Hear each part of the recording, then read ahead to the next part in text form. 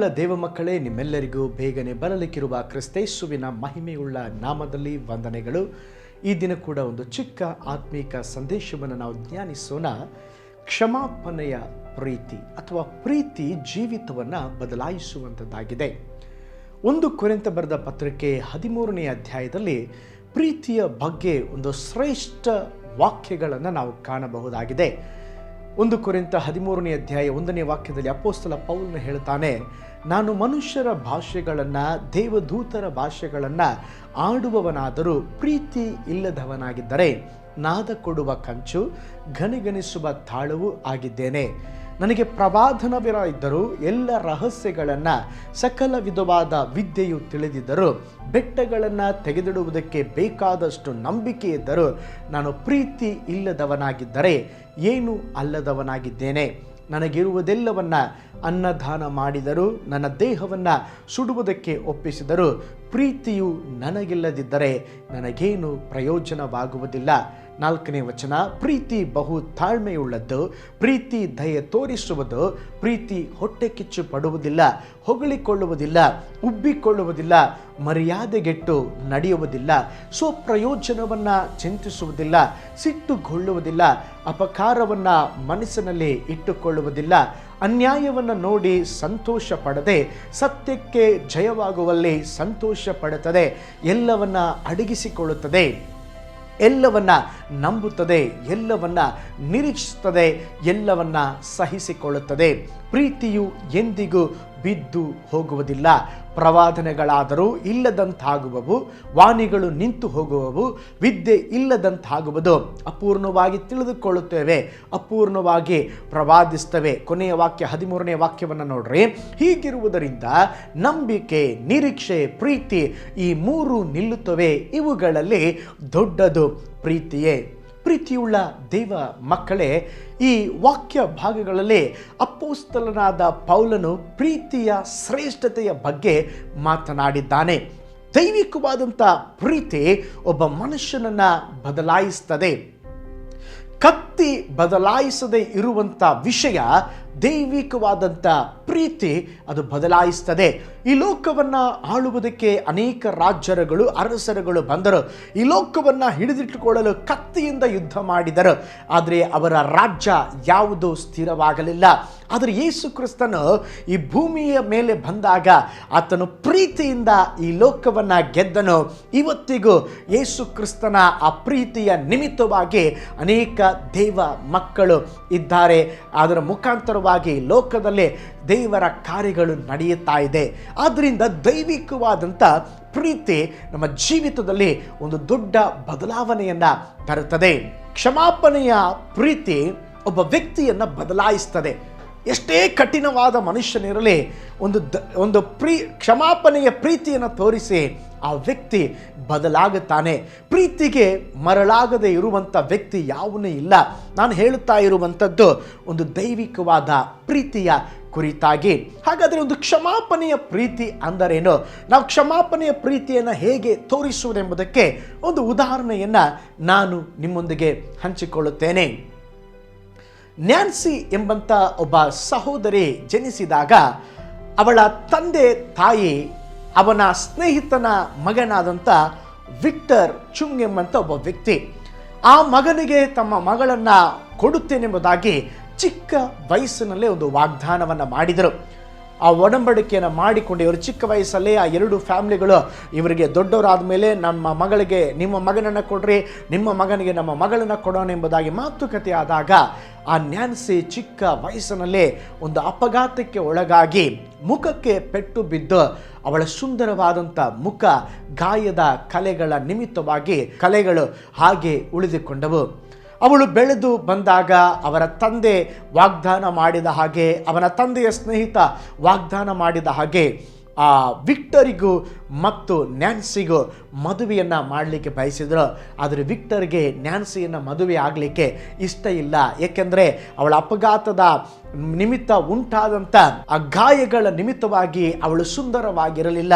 ಇದರ ನಿಮಿತ್ತವಾಗಿ ಅವನು ಬೇಡ ಎಂಬುದಾಗಿ ಹೇಳಿದ್ರು. ಮನೆಯ ಒತ್ತಾಯದ ನಿಮಿತ್ತವಾಗಿ ಮದುವೆಯಾದನು. ಮದುವೆಯಾದ ಮೇಲೆ ಅವರ ಕುಟುಂಬ ಜೀವನ ಅಷ್ಟು ಸಂತೋಷಕರವಾಗಿರಲಿಲ್ಲ.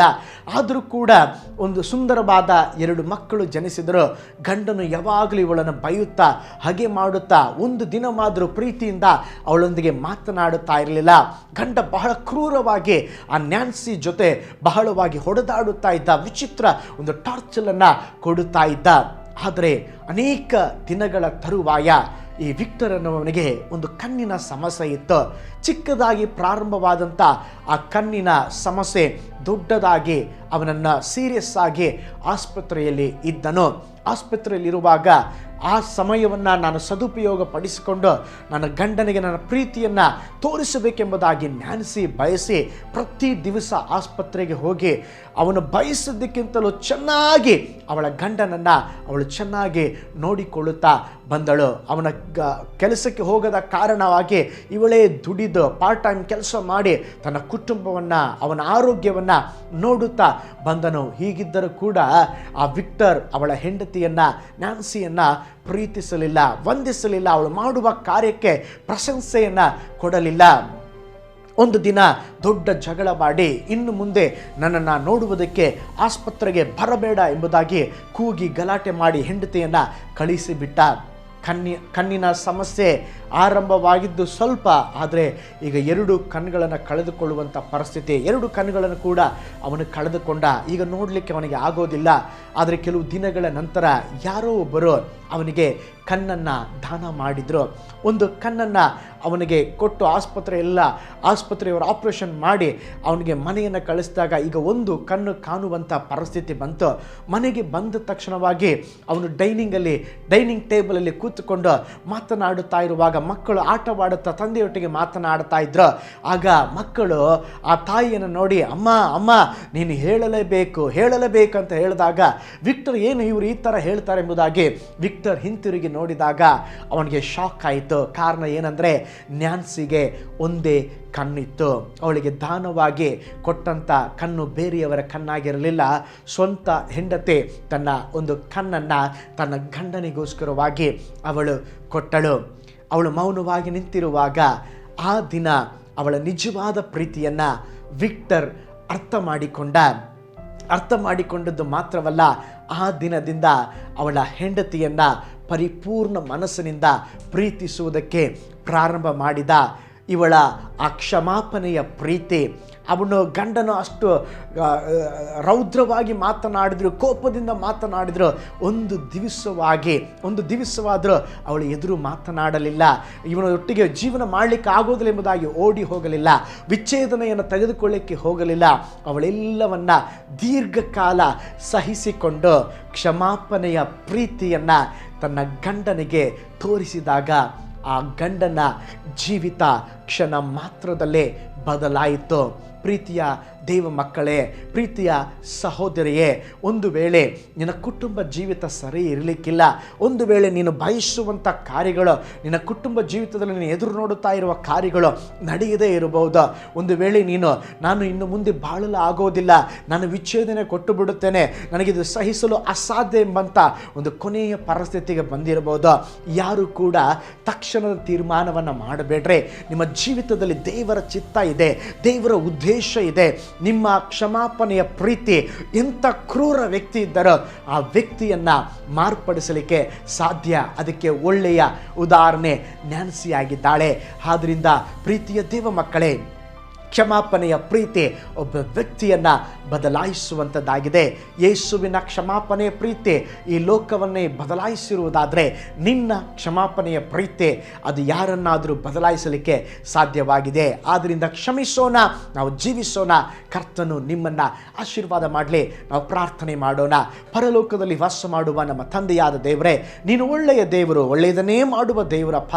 ನಾವು ಒಂದು ಕ್ಷಮಾಪಣೆಯ ಪ್ರೀತಿಯನ್ನು ಇತರರಿಗೆ ತೋರಿಸಿ ಅವರ ಜೀವಿತದಲ್ಲಿ ಒಂದು ಬದಲಾವಣೆಯನ್ನು ತರಲಿಕ್ಕೆ ನಮಗೆ ಕೃಪೆಯನ್ನು ಕೊಡು ಸ್ವಾಮಿ. ದೇವರೇ, ಜನರು ಸ್ವಾಮಿ ಅನೇಕ ವಿಧದಲ್ಲಿ ಕರ್ತನೆ ನಮಗೆ ದೇವರೇ ಸ್ತೋತ್ರ ದೇವರೇ ಅನೇಕ ವಿಧದಲ್ಲಿ ಕಷ್ಟಗಳನ್ನು, ಹಿಂಸೆಗಳನ್ನು, ನೋವುಗಳನ್ನು ಕೊಟ್ಟರು. ಅವರನ್ನು ದೇವರೇ ನಿನ್ನ ಕ್ಷಮಾಪಣೆಯ ಪ್ರೀತಿಯಿಂದ ಬದಲಾಯಿಸುವುದಕ್ಕೆ ನಮಗೆ ಸಹಾಯ ಮಾಡಬೇಕೆಂಬುದಾಗಿ ನಾವು ಪ್ರಾರ್ಥಿಸ್ತೇವೆ. ಆ ಕ್ಷಮಾಪಣೆಯ ಪ್ರೀತಿಯನ್ನು ಪ್ರತಿಯೊಬ್ಬರಿಗೆ ಕೊಡ್ರಿ. ವೀಕ್ಷಿಸಿದ ಪ್ರತಿಯೊಬ್ಬರಿಗಾಗಿ ನಾವು ಪ್ರಾರ್ಥಿಸ್ತೇವೆ. ಎಲ್ಲರನ್ನ ಧಾರಾಳವಾಗಿ ಆಶೀರ್ವಾದ ಮಾಡಿರಿ. ನಿನ್ನ ಕೃಪೆ ಒಬ್ಬೊಬ್ಬರ ಮೇಲಿರಲಿ. ಪ್ರಾರ್ಥನೆ ಕೇಳಿದ ಪ್ರೀತಿಗಾಗಿ ಸ್ತೋತ್ರ, ಯೇಸುವಿನ ಹೆಸರಿನಲ್ಲಿ ತಂದೆಯೇ, ಆಮೇನ್. Price lord. ಕರ್ತನು ನಿಮ್ಮೆಲ್ಲರನ್ನ ಧಾರಾಳವಾಗಿ ಆಶೀರ್ವಾದ ಮಾಡಲಿ.